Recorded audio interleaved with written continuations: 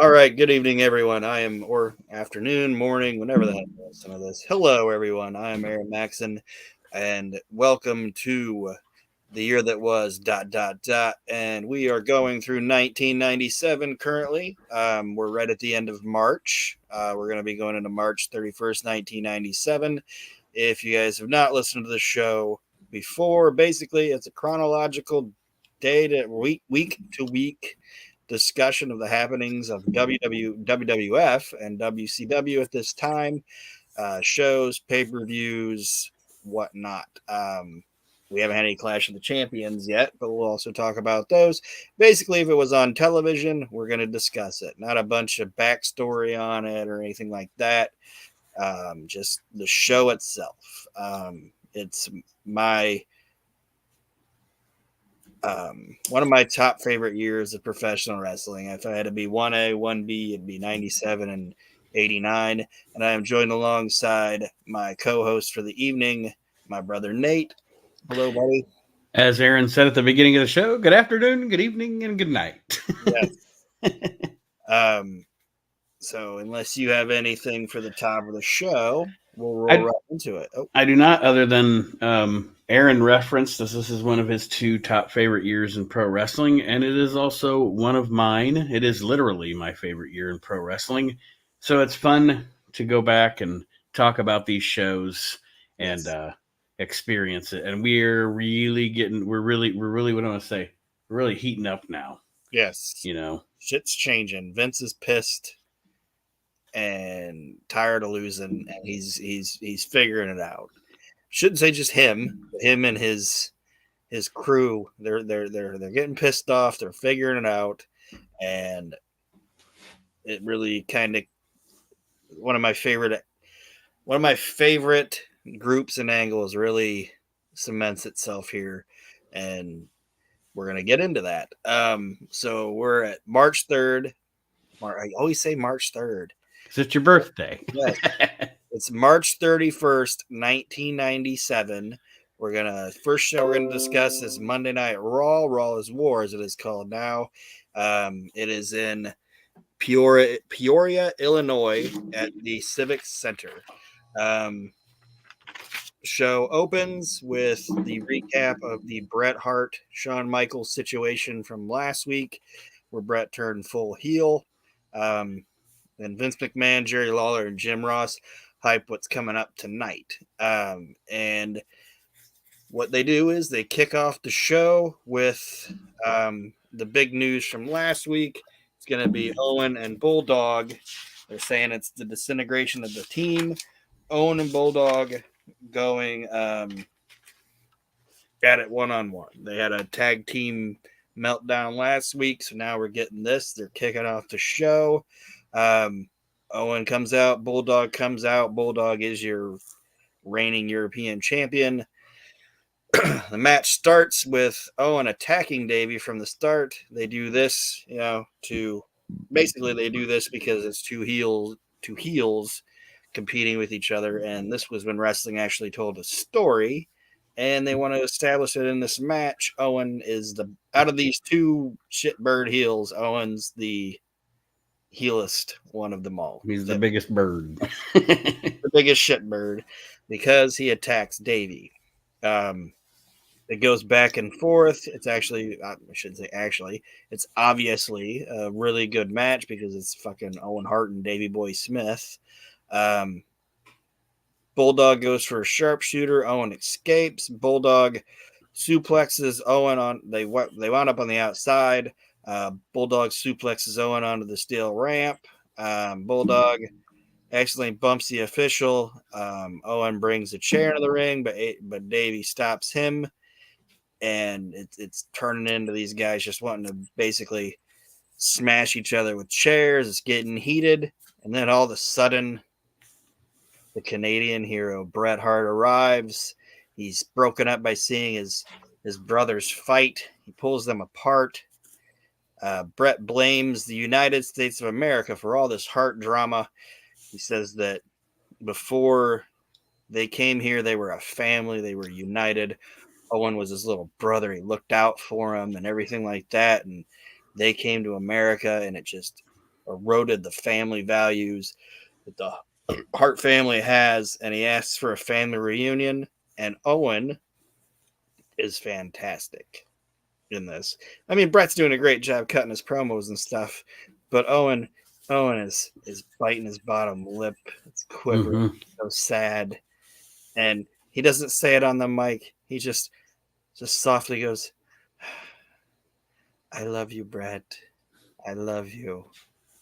Like he's fantastic here. He's doing the cry. I mean, he's crying. Yeah. And he's got like, I just, the visual I have is like his hand up on his eyes and his hair is hanging down low. So Yes. kind of all you see is his eyes and then like the bottom of his chin. Yes, And he's a blubbering fool. He's acting like he's one of this forever. They're back. Go ahead. The other thing I was going to say, I think that also this is that I know that it doesn't result in them breaking up. I'm sure creative was changed as Brett turned heel and stuff. Because originally, obviously, they were going to break up. But what I want to say is this is probably the second best build to and ultimately, quote unquote, breakup of a tag team the WWF ever did. My favorite is obviously the Rockers. Yeah. But these guys were a different level because because of their personalities and the way they played off of each other, they were like destined to break up the minute they started teaming. Yeah. You know what I mean? So it was always constantly there in the back of your mind. Eventually, Davy's just going to get sick of this shit. Yeah. But, like every week there's tension of some kind and blah, blah, blah. So anyway. So Brett finally gets to his point. I don't mean it like he's rambling. It's just he's finally letting people know why he's out there, and it's because he wants his family back. He wants the family reunion, asks the boys to hug and change back, or like reunite. Okay. And they do it. They all embrace, and Brett gets in the hug, and Brett gives the greatest smug look that anybody has ever given in professional wrestling. Yes. It's fantastic. I mean, his character was happy that I think his character was happy that his family was back together, but it was also like, okay, I got these two guys. I worked with these guys. They're back with me now. That's what I was going to say. He's happy that his family's back together, but he's more happy that it's going to work to his advantage. Yes. Like I've got my boys back with me, and they're going to do everything I tell them to do. And that is how that segment ends. Obviously, there's no winner in the match because it just ends. And I think it's one of the best segments that's ever been on television, in my opinion, in wrestling. So, unless you got anything on that, no, we'll move on. Okay. The next thing out of the chute is Sunny in a form-fitting leather dress, and it is fantastic. This isn't drunk hillbilly Sunny. This is all the way live Sunny. All the way live Sunny. But she's out, and she's going to be doing commentary on the lucha matches coming up. It's El Moscow. I always fuck that name up. Versus Supernova. Basically, this match is just to talk about the Bret Hart Foundation situation. There's a couple funny lines in it. Sunny says, like, she's like, "Oh man, that was great. I was touched in the back." And I put, "Well, that's an understatement. Like, that could be either way, like emotionally or like physically." And who was it this time, Vader or Bart Gunn? Which one? No two people ever lived the gimmick better than the Undertaker and Sunny. Yeah, it's like I was touched in the back. The King he's upset. He's sniffling. He's sad. Sunny speaks some Spanish. Then the El Moscow or whatever, he wins with some kind of flip splash. And Lawler's still crying. He's still like, "Oh, I'm so upset." And Sunny asks Lawler, "What can I do to help?" And he goes, "I just need held." And then she holds him. He's basically using this Hart Foundation reunion reunion to get filled up by Did stuff. you find a hot dog, Uncle Jerry? He's like, I just need it. I don't do it justice in it. But he's just like, oh my gosh. And she's like, what can I do to help? And he like stops for a second and he's just like, I just need held. Like it pops in his mind right there. Like, oh, so, like she's hugging him and he's happy about it, obviously. So there's not really a lot in that segment because, like I said, the WWF, they did nothing with their so-called lucha division. Nothing. No. They shouldn't even have done it. I understand why AAA wanted to do it.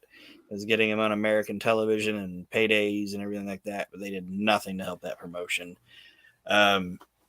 Then Jim Ross brings out the LOD, and Animal starts his promo, and he kind of gets lost because, well, he doesn't get lost.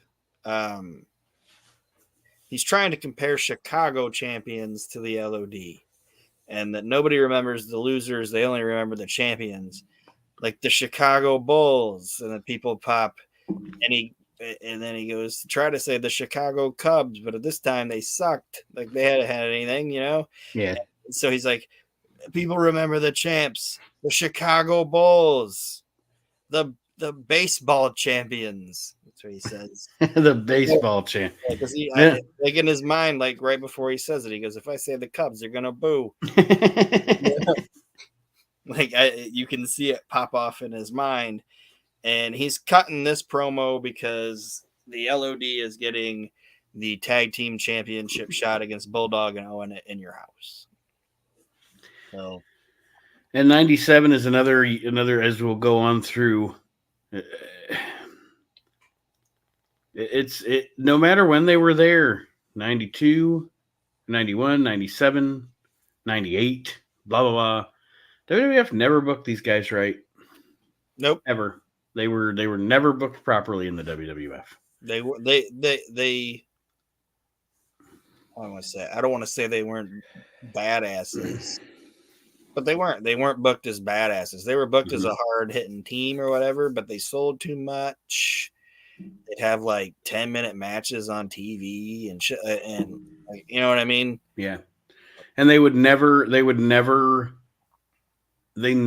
other than the match with the Nasty Boys at that SummerSlam when they won their first tag title in the WWF, nothing they ever did had the payoff it should have had.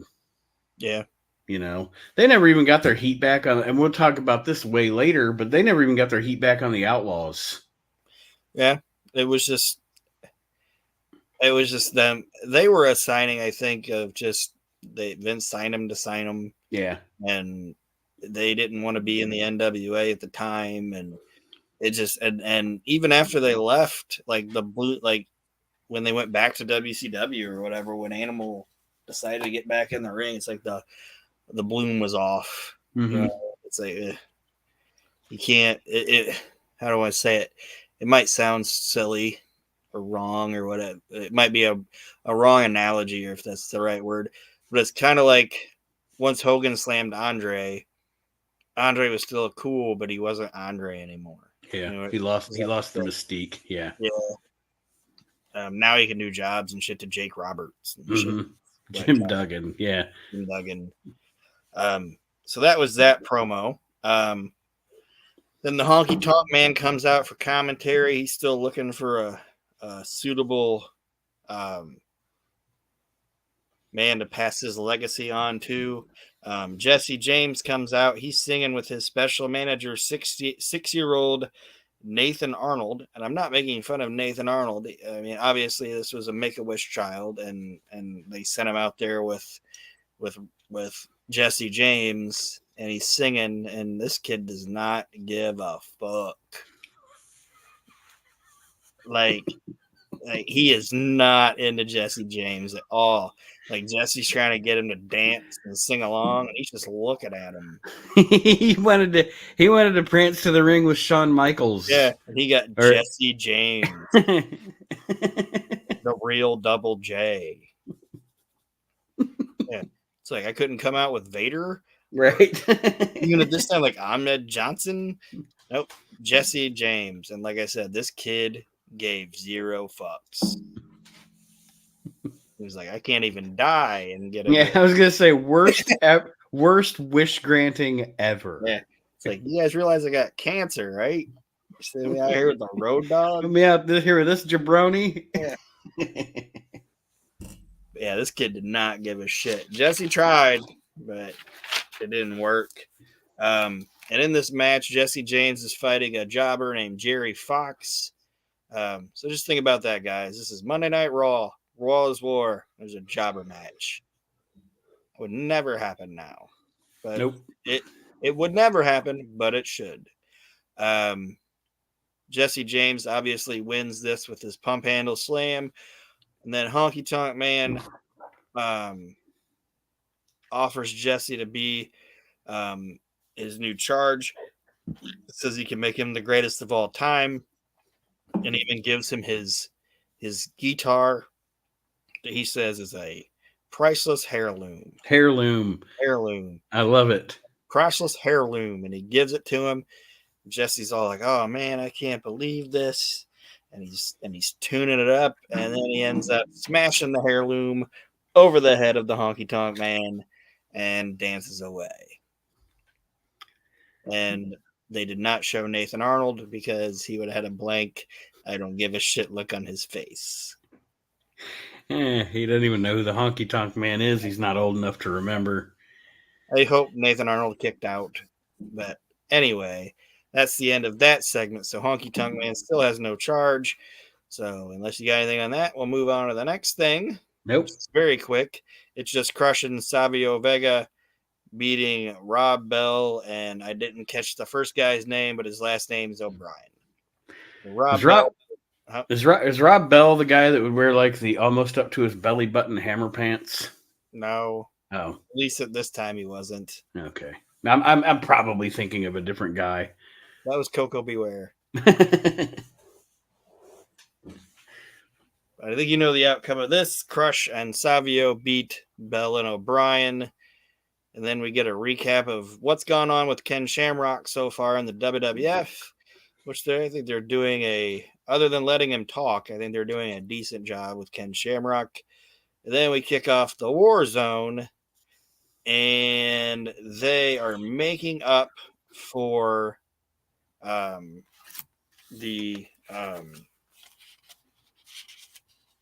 I lost here for a second. Let me check one thing. Yeah, they're making up for how the show went off the air last week, because if you guys didn't listen, I think something went way over. I'm assuming it was Brett and Sean being Brett and Sean, and the Paul Bearer was trying to make his point, and they cut that shit off because this was before they were gangbusters in the ratings, and USA would let them go 20, 30, 40 minutes. They just cut him off. So Bearer comes out, and for the first time and only time, Paul Bearer had his own entrance music.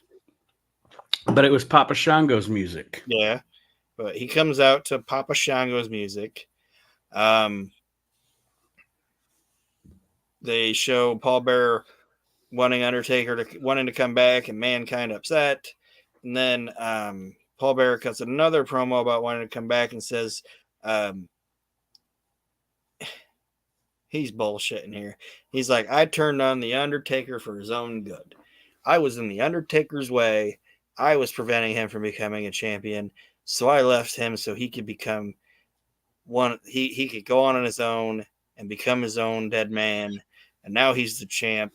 And basically he's saying, if I would have never turned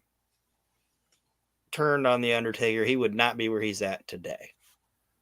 What he's saying. And then he's talking about how Mankind's an out-of-control lunatic and all this. Well, there's a casket at ringside, too. The Undertaker enters the arena, locks the casket because he's assuming Mankind is in it.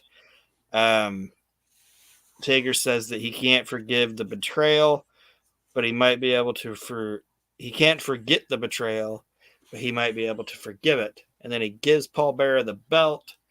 Vince is like, oh no. And Jim Ross is like, oh no. And Bear's holding the belt.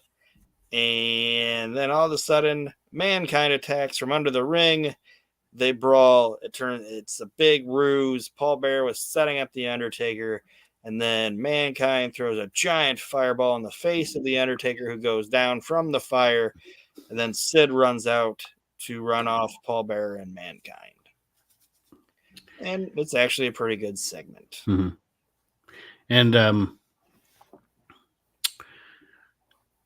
Sid isn't long for the world. I think around this time is when there's a Raw where he says he tells somebody he has a heart attack, but then he goes back to his hotel room. But anyway, having him involved in this, I don't know if creatively they were trying to head towards Sid and Mankind.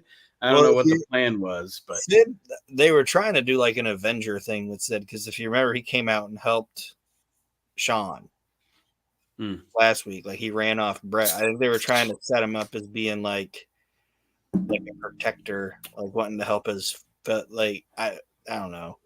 They're trying to do something with him, and because after that they cut up. They come back and they show the fireball again, and Sid cuts a promo talking about how he respects the Undertaker and is basically putting him over as being the dead man, and he's the only guy that could handle him in the ring, like at WrestleMania 13. And the Undertaker deserves respect, not a giant fireball to the face. Right. The next thing is once again Triple H versus Goldust. Oof. Goldust jumpstarts the match. I can't speak. Chyna shows up on the ramp. She's not supposed to be down at ringside. Like, this is supposed to be Marlena's not at ringside. Chyna's not at ringside. But Goldust ends up going for the curtain call. Chyna says, fuck it, goes down the ring, kicks the shit out of Goldust. Goldust wins via disqualification. And then Triple H and Pat Patterson get into it. And Pat's kind of getting a little bit over on Triple H. So Chyna's like, and kicks Pat in the dick. And he goes down. And Vince is obviously upset about that. And then Goldust saves him, and Goldust and Chyna have a stare down. And Triple H is like, we got to go. Like, I've been disqualified. Goldust is mad. He kicked Pat in the dick. It's a bit much. Let's get out of here. Let's get out of here, babe. Let's go. It's like we had a bad night at the Applebee's, and we got to get out of here. Like, one too many Bahama Mamas for Chyna. Yeah, an old man got kicked in the dick. So that's how that ends, and that does not end, by the way. That goes on for a lot more. Like, these guys are still going to be fighting in August. Just giving everybody a heads up. All the way to SummerSlam. And I'm over it already. Two of the best, most talented guys in the world, and they were not together. I'm just saying, Nick. I don't know. Doll. Yeah. Way too long.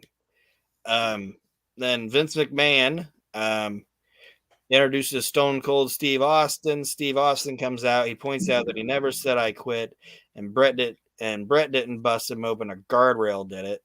Austin says that he ain't changing for nobody, and calls out Bret Hart. Bret Hart appears on the Titantron, but won't come out and fight Austin. Bret Hart says, I'm finished with you. And Austin says, y'all got to kill me to be done with me. Like, I ain't going nowhere. And Bret Hart's just like frustrated, and Steve Austin's flipping him off. That's how that ends. So it's still reminding you that Bret and Steve still got some heat going. Yeah. And then we move into the main event of the night. It's Bret Hart versus Rocky Maivia. So yes, at one point Bret Hart wrestled The Rock, and made him look really good too. Really good. It's for the WWF Intercontinental Championship. Lawler is now saying he is fully supporting Bret Hart. Bret Hart's finally realized the error of his ways, and he loves Bret. Best guy. Great guy. Yeah, great guy, Bret Hart. Tony Atlas is at ringside. Bret Hart this isn't much of a match, but Bret gets the figure four on the corner, refuses to break it. Bret is disqualified. And then post match, Steve Austin attacks Bret, but Owen and Bulldog come out. And then, then the LOD come out to chase them off. And Steve Austin and the Legion of Doom are in the ring. LOD's working the crowd. Steve's flipping off Bret, and that is how it goes off the air. And then I'm only going to assume that Owen and Bret and Davey come back after the cameras are off, and we get a little 6-man tag team action. Yeah. I'm sure that went down. Yeah, Owen got a stunner, and Davey got a doomsday, and Bret got away. Which is, I'm assuming, how that ended. Overall, it's kind of funny because it's not. What do you want to say? It's not necessarily and I'll get to this. Besides the beginning, it's not necessarily an eventful edition of Raw. It's just kind of continuing stories. Yeah, it's a little holding pattern. I think they had a lot of space in between their pay-per-views. Well, no, but what I was going to say is it is a holding pattern show, but the opening segment is one of the most important segments of the year. Yeah. So, yeah, sure, it was kind of like you said. I like that term, holding pattern, a holding pattern show, but an important show nonetheless because of the opening segment. Yep. Yeah. I'm going to take a leak before we talk about Nitro. Okay, I'll just do the same then. Okay.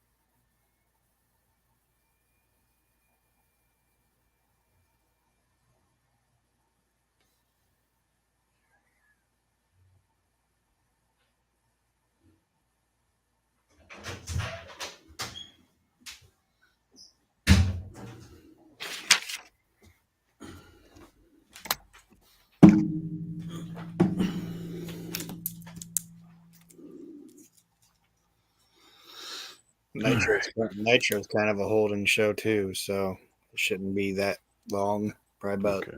half an hour. Okay. Let me write this time down. Okay. All right, now we're moving into WCW Nitro from the same night, March 31st, 1997, Roanoke, West Virginia. We're showing footage of last week of DDP attacking the NWO. Tony Schiavone and Larry Sabisco check in on play-by-play. The NWO arrive at the arena without Hulk Hogan, Scott Hall, or Eric Bischoff. Hogan and Bischoff are at the Rodman um, um, Jean-Claude Van Damme movie premiere. Last week, I think I said before it was Time Cop, but it's not. It's like Double Team or Double Kick. It's some shit fucking movie. It's some straight to DVD bullshit. To shit people. No, this thing was in the theaters. I remember it. I think this was Rodman at the height. And for one, I never liked Dennis Rodman. I think Dennis Rodman's a piece of shit. And Jean-Claude Van Damme has never done anything good. So, anyway, they're talking about how and Scott Hall, he was on his first hiatus from WCW. Call it a sabbatical. Yeah, he was on a sabbatical. So the opening match is Lex Luger and the Giant versus Roadblock and Rick Fuller. And I'm going to say it. I say it every week. To me, Luger and Giant, bland as bland can be. But I can't judge them because they're over like fucking Rover with the WCW crowd. These fucking people love these motherfuckers together. Roadblock actually went for a second rope elbow, missed it. And I'm going to say this too. Other than the great Antonio, is there a nastier wrestler than Roadblock? No, I was, as you were saying, you went for a second rope elbow. What I was thinking was he's like the sloppiest looking wrestler to ever be on major like network television in the States. I mean, I've seen some sloppier looking indie guys, but as far as like on major television in the United States, he's a sloppy looking bastard. Fucking nasty. And then Giant takes on Roadblock and Fuller on his own for a little bit, and then Giant ends up getting the choke slam on Roadblock, and then the Harlem Heat attack the Giant and Lex Luger. And then after that, Mean Gene interviews the Harlem Heat, and they're saying they want respect, and they don't think they're getting any respect, and they're gonna go back to their roots of basically kicking ass to get that respect. So this is a very WCW segment. Yeah. Which I'm not knocking, just saying it is what it is. Very WCW. Probably not allowed to say on that, right? No, I said what I needed to say about Roadblock. The next match is two Japanese female performers, and I'm going to fuck up their names, so I'm not even going to try. It's a match in the tournament to declare the Cruiserweight Women's Champion, which never happens. They abandoned this quick. It's a match that happened. It wasn't bad. It wasn't great. The only note I have is we needed Dusty Rhodes here. To fuck up some names and moves, and make it entertaining. It would have been fantastic on that. One of my favorite Japanese female wrestler things ever is like it's one of the he went back in 91. The Dusty? Yeah. Yeah. February of 91. And he had to commentate for a while because he couldn't work or whatever. Anyway, he went back to they brought him back to book and not to work. I think that was like the stipulation of it. Yeah. And yeah, because technically he still had time left on his WWF contract because of who he was, Vince respected him. Yeah. And there's some Japanese tag team match, like a ladies match, and one of the wrestlers' names Miss A. He's like, I'm gonna go with Miss A. She's my man. She's mine. Miss A. Like it's like the one he can pronounce. You kind of gotta hear it to see it, but it's him and Jim Ross, and he's like, Miss A, she's my girl. He has no idea who she is. Yeah. He just knows he can pronounce her name. Pronounce that name. So that match happened. I don't mean to knock what they're saying. Like, I don't mean to knock either one of these ladies, but I don't want to mess up their names. The next match is Psychosis versus Viano 4.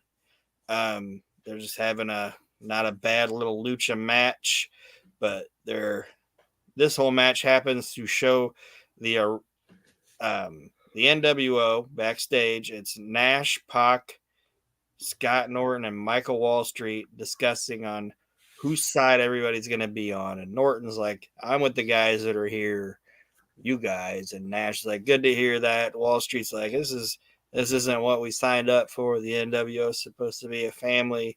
He's on the fence, but Norton, he's all about Pac and Nash. So he's rolling with them. Psychosis ends up winning with a flying leg drop. 1, 2, 3.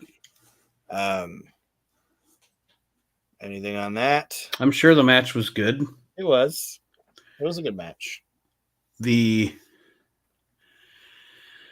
NWO hasn't even been a thing for a year yet, and they're already teasing breakups and factions, and we are going to get through 1997 into where it becomes so watered down.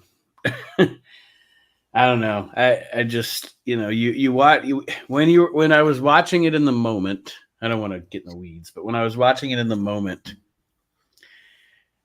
it did seem cool. It was cool. But when you go back and watch it now, after that first 6-7 months, it really gets watered down and stale. Yeah. But it should. Well, God, Zach. Sorry. I was just gonna say. I mean, it to me, and I also know that the storyline was it was an invasion and they were going to be their own promotion and blah blah blah. And I get what they were thinking by adding members so they could turn it into a roster. But it was so much better when it was smaller. Yeah, and when it failed, when that pay-per-view failed, and they were like, "This isn't going to work as being its own entity or whatever," they should have killed it. Mm-hmm. Like they should have killed it and had Sting. I don't want to say jump the gun with Sting, but just jump the gun with Sting and kill it and move on, because it became like, well, now the NWO won this match, so now they can be in the locker room and they can.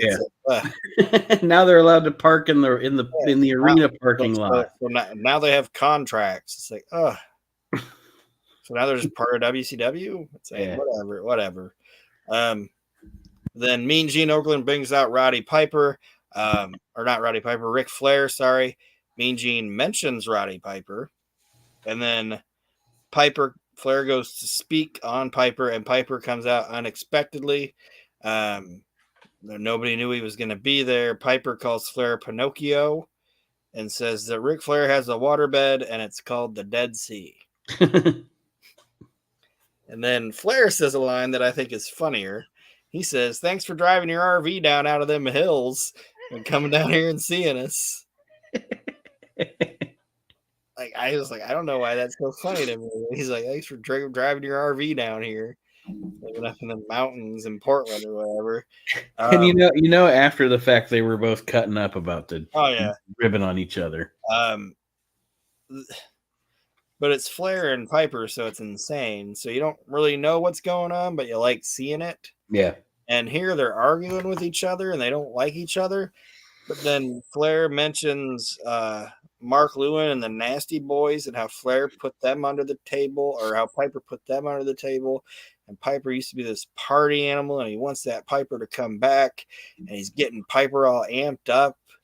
And then they start dancing, and then some brunette and mom jeans shows up, and she doesn't even look like somebody that Flair would hang out with. Like, it wasn't like some sexy broad that Flair would hang out with. Like, and I'm not saying she was an unattractive lady either, but right? She looked like a PTA lady, and she's wearing like those mom jeans, right? Like, yeah.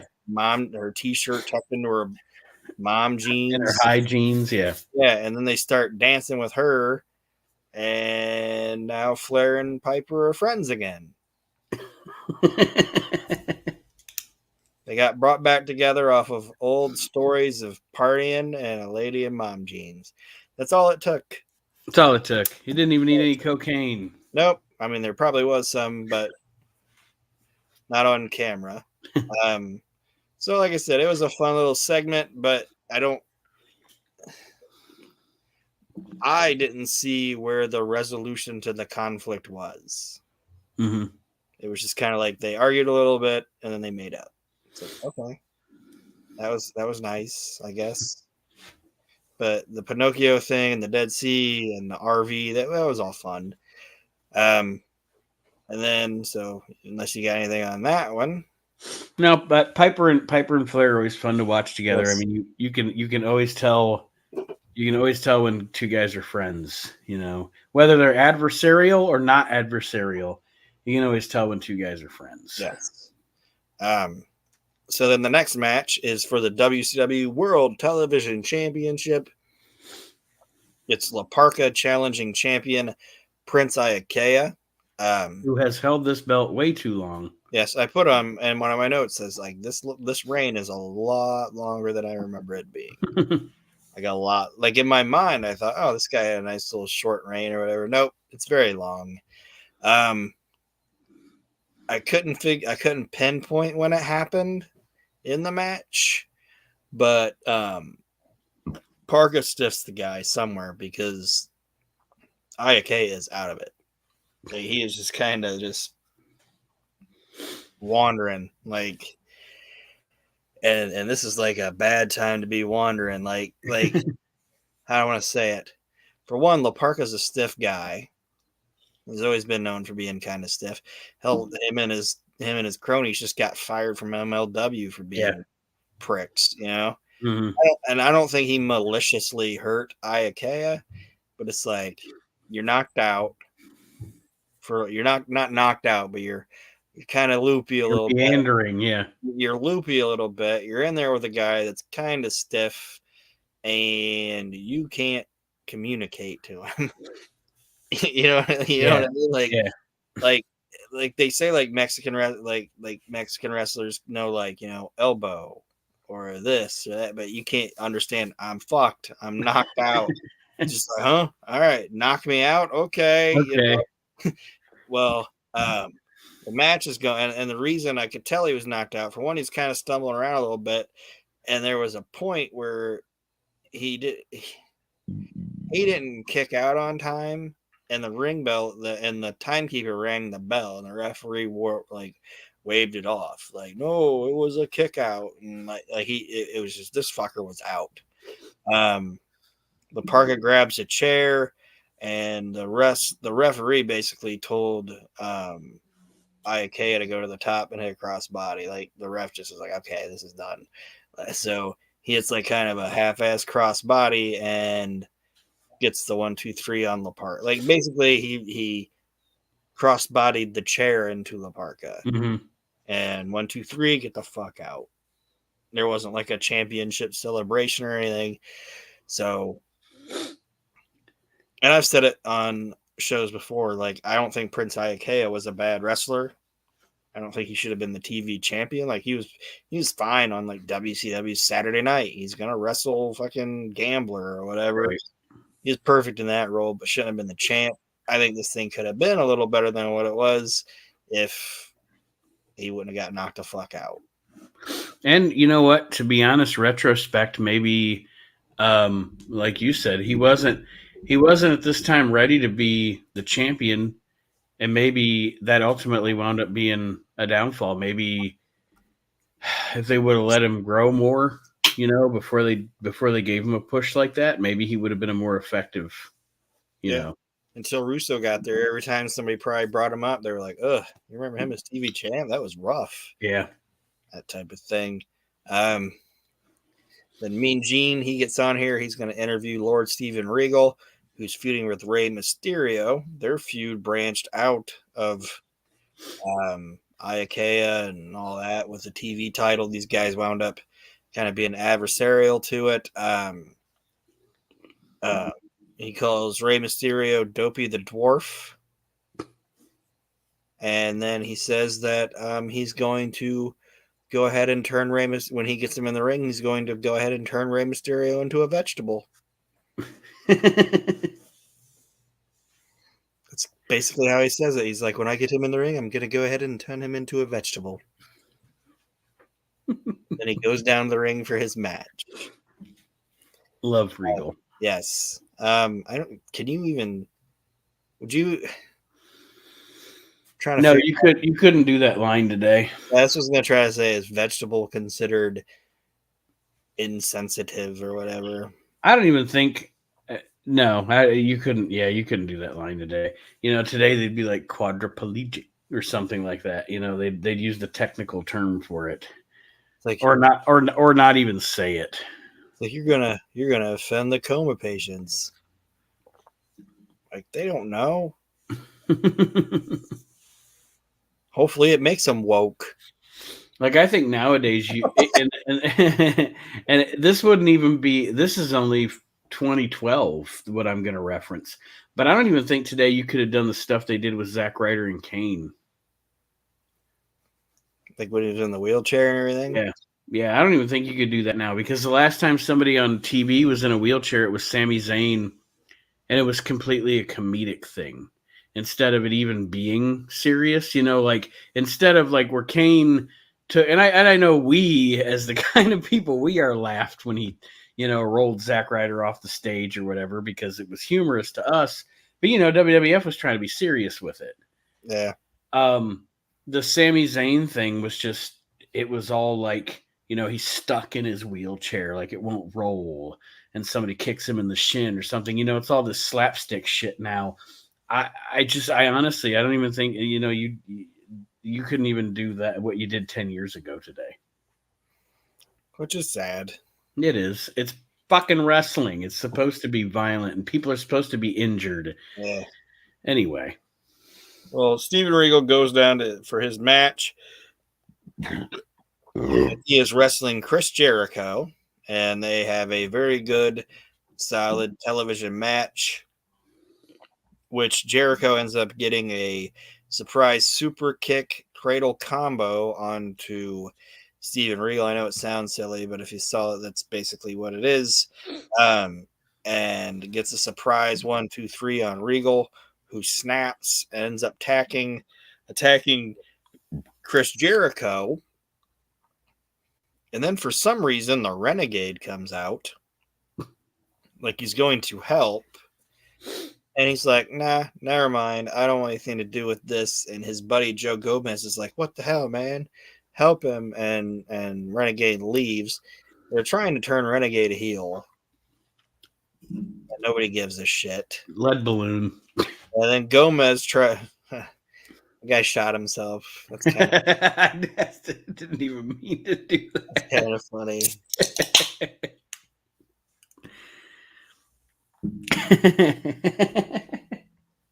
That's staying in, by the way. Don't edit that out. It was very inadvertent, but all right, we'll leave it in. Dark humor here. Yes. I don't know what's worse, that you said it or that you didn't even know you said it. And then I was like, lead balloon. Hey-o. I think I'm the worst in that situation. But anyway, Gomez tries to help, but he ends up getting beat up. And then Billy Kidman and Lenny Lane, they come out to try to help, and they get beat up. They've done this a couple weeks in a row where Regal's just stretching these people, losing his shit. He's tired of losing. He loses, and then he just beats the shit out of everybody. And the crowd actually digs it when he starts kicking the shit out of everybody. It's a good little segment. Then Mike Tenay and Bobby Heenan join Tony Schiavone. They recap the NWO turmoil and Piper and Flair reuniting. And then they show Michael Wall Street just leaving because he's upset. And I put, who cares? Who cares? Like, both factions were probably like, who even invited that guy? Like, You're the guy that joined up with Buff.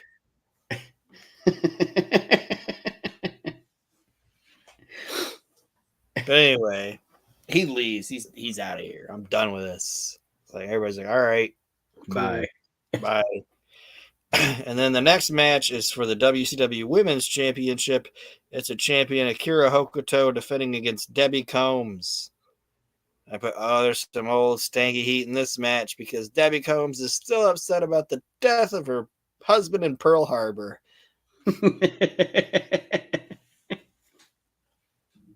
Because she's old as fuck. Yeah, she ain't really that old. It's not a racist joke. It's an old lady joke. So don't send me your cards and letters. The 8 of you listening, I don't care. So, Bobby is talking about how fantastic Debbie Combs looks. She's such a looker. He's like, look at that hair and that body. More importantly, look at that hair. Like he's basically what he's saying. He doesn't say it in those terms. He says it even funnier than that. But he's all about Debbie Combs' hair, and all I'm thinking is she looks like the Zoolander villain.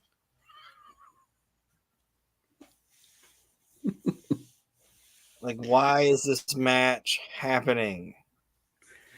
Like, who was like, we gotta hear Akira Hokuto here tonight. Who can we get? Debbie Combs.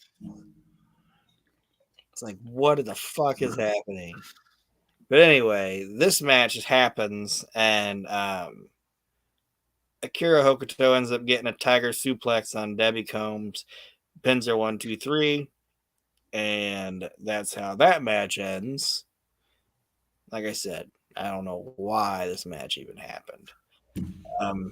Then Mean Gene attempts to interview Medusa, who I gotta say this, okay? I like Medusa. Same. Okay? I think she's a great manager. I think she's really good in the ring. But she was terrible on the microphone. She always terrible.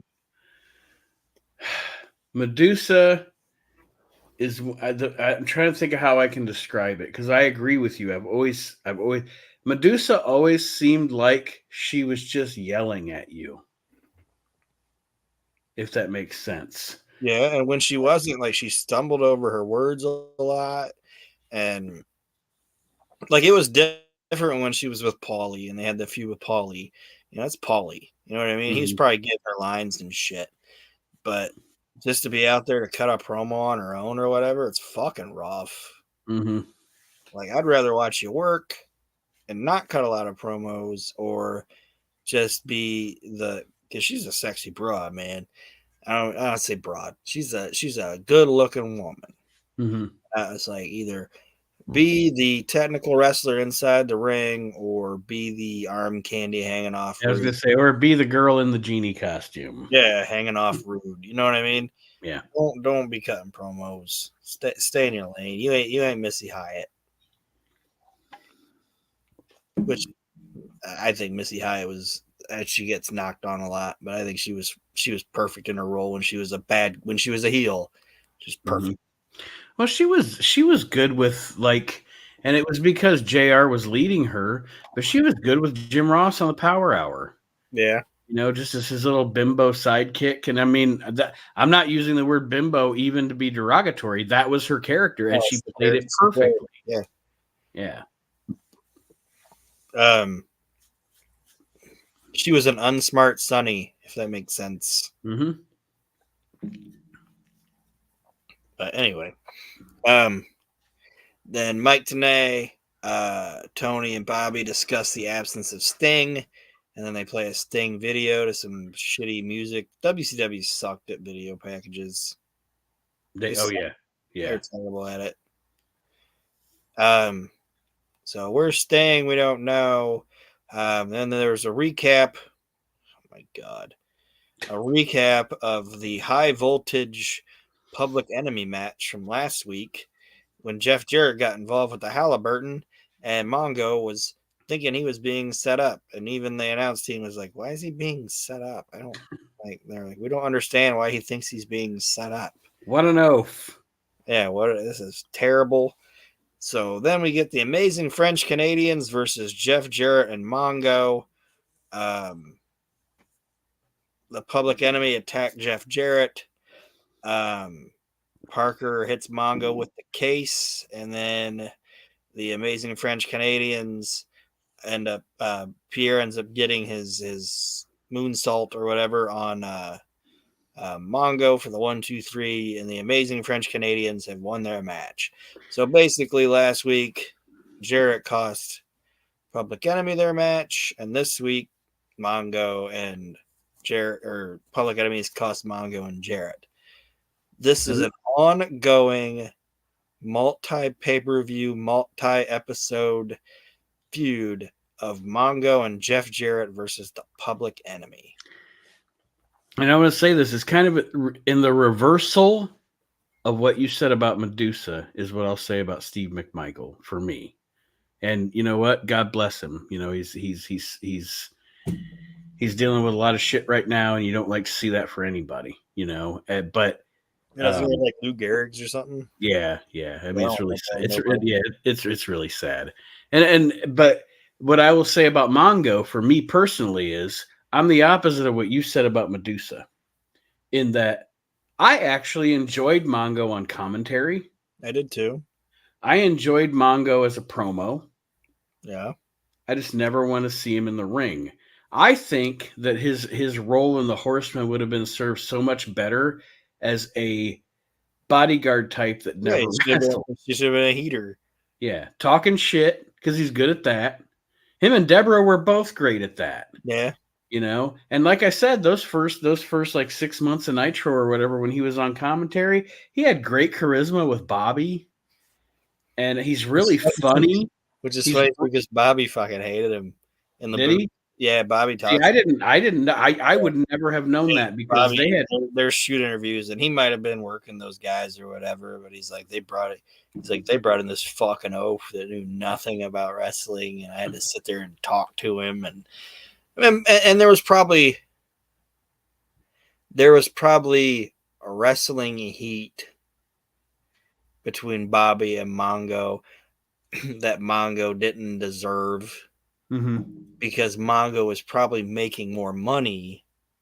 Yeah. You know what I mean? Than Bobby. And everybody knows what everybody makes. And Bobby was probably like, this motherfucker gonna make more money than me? And it always came off to me like he respected the business. Yeah. And he was trying. And I don't know. So I guess, like I said, I didn't want to get in the weeds on him, but I just wanted that to be a point that I wanted to make, just like, again, like a reverse Medusa thing. If he would have just stayed a personality, I'd have never had anything bad to say about it. But man, you ring the bell, and I don't want to watch Mongo McMichael fucking work. I just don't. Nope. And you know, it's nothing personal. It's just like he has fast forward heat with me once he starts wrestling. Bad stuff. Then Mean Gene interviews Mongo, Jarrett, and Deborah, and I just put same old shit. I don't need to talk about it. Like when he'd be like, "Let me tell you something, cupcake," shit like that. It's great. Anyway, but these three, it's just it's the same thing. Mm-hmm. Oh, it's like Gold Dust and Hunter. Yes, WWF. This is that for WCW. That for that. Then we get a road report from Huntsville. And there's apparently some sort of NASA thing in Huntsville because Lee Marshall says, and this isn't exactly how he said it, but he said NASA wanted to shoot weasels into space instead of monkeys, but the weasels kept pissing and shitting on themselves. Defecating. Urinating and defecating on themselves because they were nervous weasels. And Bobby's just like, whatever. It's getting stupid at this point. It's getting stupid. I was thinking to myself, somebody shot me into space. I'd want to piss and shit on myself too. I don't know. Especially if I'm a fucking animal and I don't know what's going on. Did you know there's monkeys that we didn't get back? Yep. So that's insane to think about, that there's just dead monkeys floating in the universe. Like if you die in space, does your body like? This is stupid. Never mind. I don't know. I don't know how that works. Does your body decompose? Like if you die at zero gravity, Yeah, like does your shit? Like, are there you're fully formed monkeys? just floating around in a little capsule in space, frozen. Yeah, so fucking. Because I mean, if there's no heat function or like climate control inside the fucking pod, I would assume that the monkey would freeze. So there's like there's freeze dried monkeys floating around in space. Can we make that the name of my show? Freeze dried space monkeys. I was gonna say freeze dried monkeys, but if you want to put space monkeys, that's fine. Because I originally had down RV Roddy Piper. Oh, now it's freeze dried monkeys. Okay. Yeah, that's what came out of that. Well, anything we came up with was more entertaining. But anyway, Lee Marshall. So then the next match is a rematch from last week: Chris Benoit versus Hugh Morris. If you remember, Hugh Morris ended up beating Chris Benoit. Well, Chris Benoit gets his win back, and then post match, Conan, Kevin Sullivan, and Jackie attack Benoit, and then Flair comes out and helps. Well, I missed something in the match or in the whole thing. Arn was out there because they were coming out, and Sullivan was like, "Let me by," or whatever, and Arn let him go. Like Arn is trying to not be involved with the Chris Benoit Sullivan thing for some reason. I don't get it. But anyway, but they attack, and then Flair comes out and he helps, and he kicks Sully in the dick, and that's kind of how that like woman and Conan, or not woman, but Jackie and Conan are like, oh no, our leader, he's been kicked in the dick. We got to get him out of here. So they take a powder, and then there's and I'm a Horseman fan, but I don't want to sound like it when I say this, but it's kind of like what I said with Mongo and Deborah and Jarrett. Horseman promo, same old shit. They're kind of all feuding with each other, and I've said it before. To me, this is just Horseman by name. And it's not knocking any of the people in it. So I'll ask you a question. All right, just a quick question.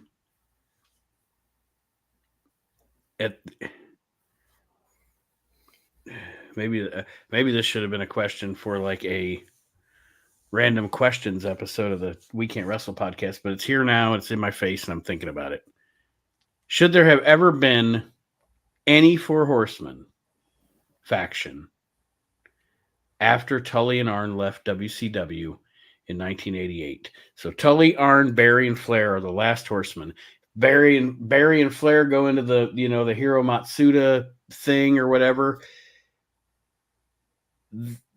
Flair comes back in 92 or 93. I'm sorry. What was that, like Yakamoto Corporation or something like that? Yeah, and that whatever. That wasn't the Horsemen. The bear and essentially what I'm asking you is, because I don't think so. Should there ever been a Horseman reunion? Call it the Horsemen after Tully and Arn left in 88. I'm not saying you don't have Flair and Arn together, because they go like fucking, you know what I mean? They go like cereal and milk. But I don't think there should have been a Horseman after 88, after that last incarnation in the late 80s. I don't think there should have been either. I mean, I understand why they wanted to do it. It's like multiplicity. Every time you clone it, it gets dumber and dumber. You know what I mean? Yeah, I agree. I agree with that statement. I mean, there could have been a faction, but I don't think they should have been called like the Horsemen. Yeah, and that's kind of what I was getting at. Like you could have still had Flair and Anderson and Sid be something. But yeah, to me, once the Tully Arn Barry Flair Horseman was over, that should have been it. Yeah. I know a lot of people aren't like his biggest fan personalized, but once Tully wasn't there, it's like, it's over. It doesn't have all it. Basically, all they kept trying to do until they got to this one was like trying to find somebody to fill the void of Tully. You know what I mean? Yeah. Like even Pillman was the void of Tully. Is a different type of character, but he was the little shit that nobody liked. You know Yeah. what I mean? Mm-hmm. Type of thing. But they did the stereotypical them arguing with it. That was the other thing I didn't like about this Horseman group was they were like fighting with each other. Yeah. Like you never saw Arn and Tully being like, "Oh, you're a little asshole." I was like, "We're pricks. We know we're pricks." Yeah. And like with Tully, like the other Horseman knew Tully was a prick, but he was their prick. You know what I Yeah. mean? Oh yeah, he was definitely the biggest shit heel out of the bunch. Yeah, but he was their shitheel prick. Right. Like we can call him a prick, but nobody else better call him that type of thing. Mm-hmm. But the next match was Diamond Dallas Page. That whatever. Versus Lance Ringo. Ringo. Ringo. Like Ringo Ringo. Starr. Lance Ringo. You know who Lance Ringo is? I do not. Sick Boy. No.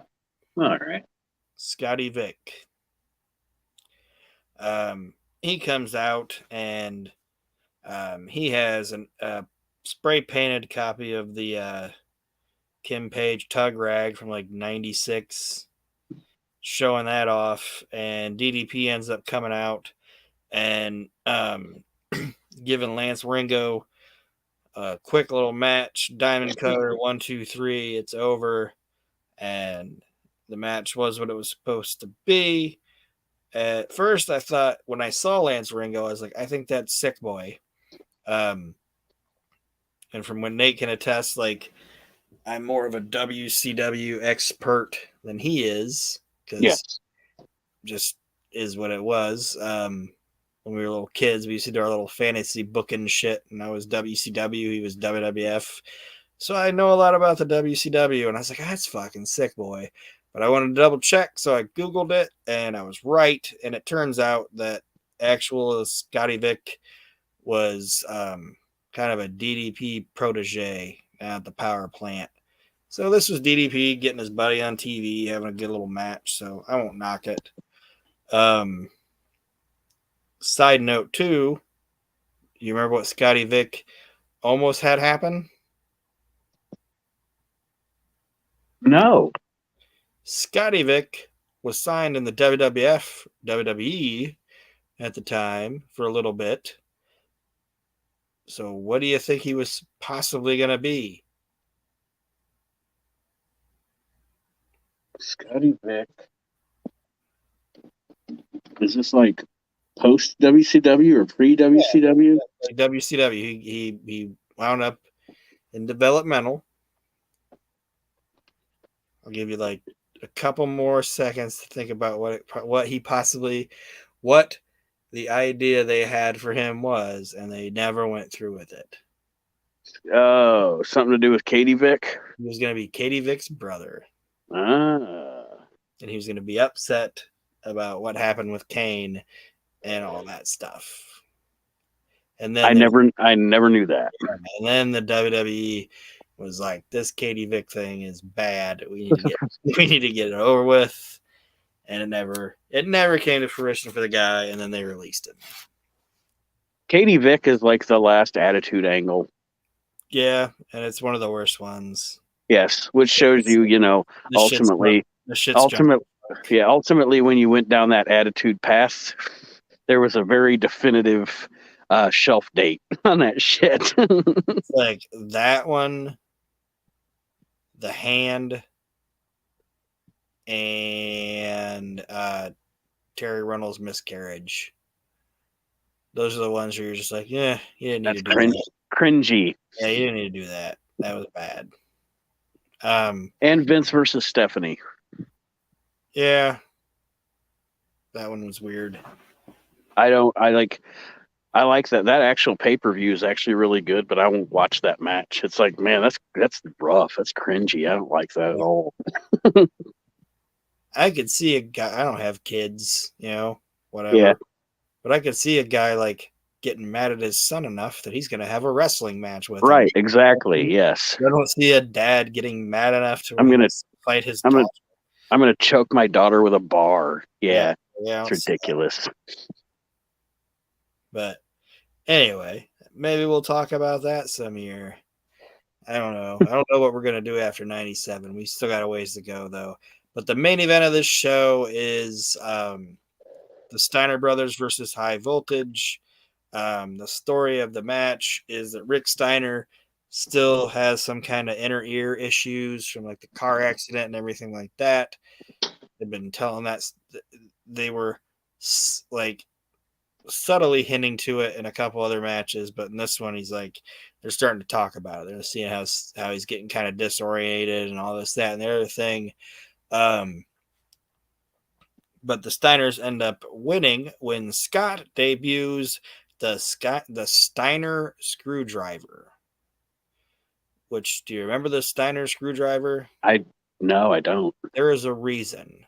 It is one of the most and I'm not saying he was unsafe with it, but it is one of the most dangerous looking moves I have ever seen in my entire life performed. Like if I was a professional wrestler, the first time I ever saw somebody take it, if Scotty came up to me and then said, "Hey, how do you feel about doing the Steiner screwdriver as the finish tonight?" I would say, "Fuck you. I'm not doing that." It's like he essentially picks you up for what looks like it's going to be a vertical suplex. Okay, so he has you up, and then he spins your body and takes you straight down to the ring and hits like a pile driver. Oof. So he's hitting you with a pile driver from the suplex position. No, thank you. Fuck that. Like, it's impressive as hell. Like, it is impressive to see, but like when you see it, you're like Google it or whatever, like get on YouTube and watch it after this. Fuck that. It's probably what you're saying is it's probably a good thing that he did it on a guy with a thick neck. Yeah. You know what I mean? And it's a move, even if the guy didn't get hurt, it's a move that if you did it in the WWE now, like if you just did it in the ring, even if the guy didn't get hurt, the minute you would walk through the curtain, like they would say, that looked pretty, but don't ever do that shit again. Don't ever do it again. Yeah. Never doing that again.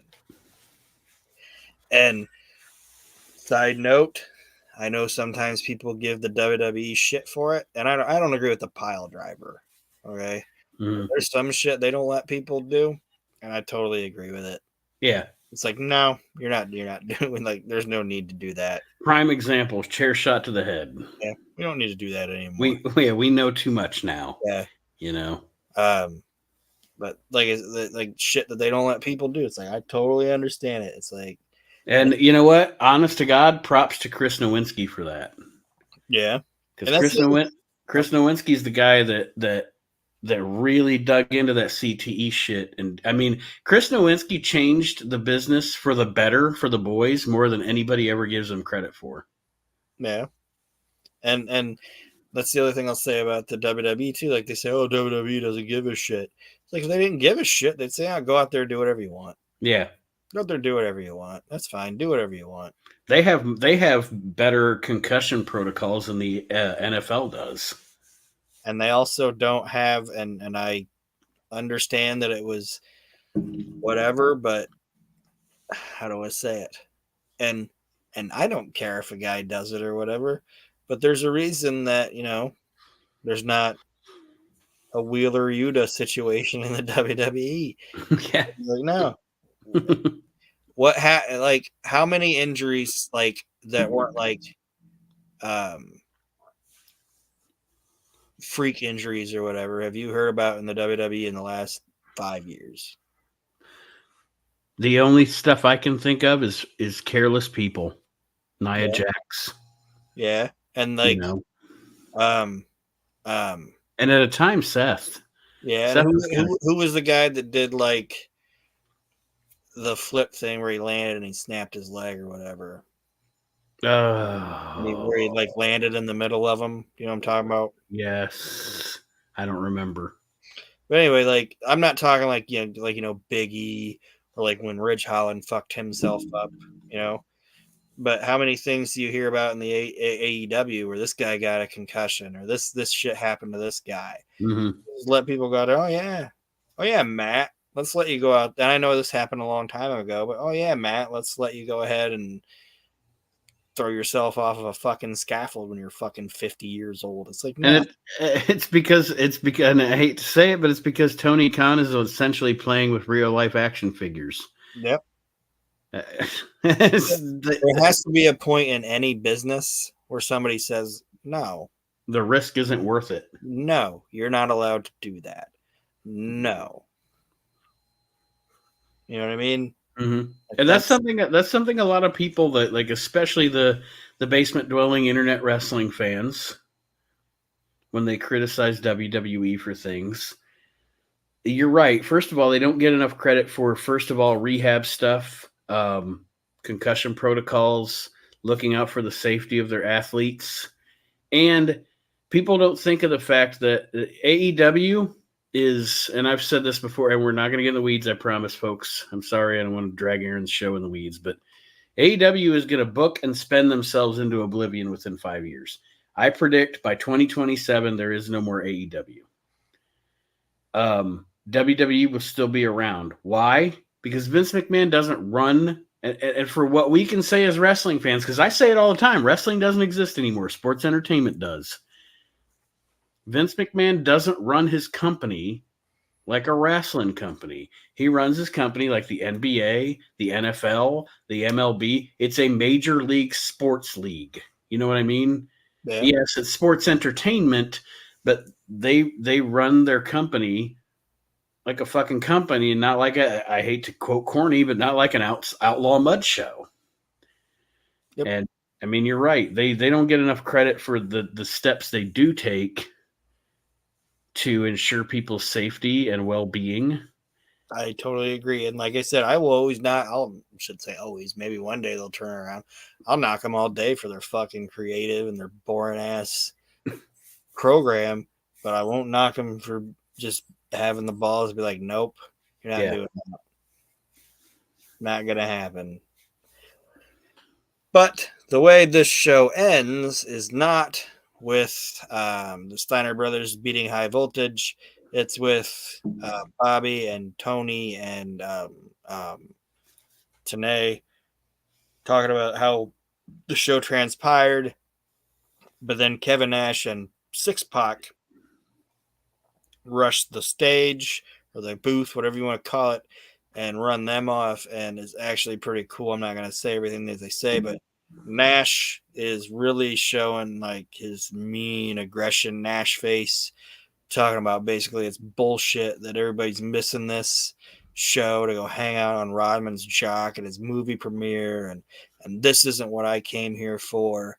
This isn't what it was supposed to be. It wasn't supposed to be about Hollywood premieres and this, that, and the other thing. It was supposed to be about taking this goddamn company apart. And like basically he's saying Hogan is missing the point and going away from what he promised Nash it was going to be, and he's fucking pissed off, and he wants everybody to pick a side, basically. And that's how the show goes off the air. And another kind of holding pattern show. Yes. This week. But it did result in a cool conversation about dead monkeys in space. So there you go. Yes.